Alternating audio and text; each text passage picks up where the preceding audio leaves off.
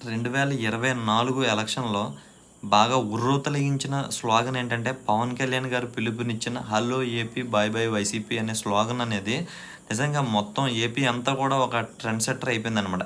ఇది వారాహి యాత్ర స్టార్ట్ చేసినప్పుడు పవన్ కళ్యాణ్ గారు ఇదే మన ఎన్నికల నినాదం అని చెప్పేసి ఒక స్లోగన్ ఇచ్చారనమాట. అదేంటంటే 'hello AP bye bye YCP' అనేది. ఇంక నిజంగా ఆయన ఏ ముహూర్తాన ఆ స్లోగన్ ఇచ్చారో తెలీదు గానీ, నిజంగా జనాల్లోకి అంత బాగా దూసుకెళ్ళిపోయిందండి అది. 2014లో పవన్ కళ్యాణ్ గారు పార్టీ పెట్టినప్పుడు కూడా ఒక స్లోగన్ ఇచ్చారనమాట. అదేంటంటే, కాంగ్రెస్ హటావో దేశ్ బచావో అనేది. నిజంగా అది కూడా అంతే ప్రజల్లోకి దూసుకెళ్ళిపోయింది.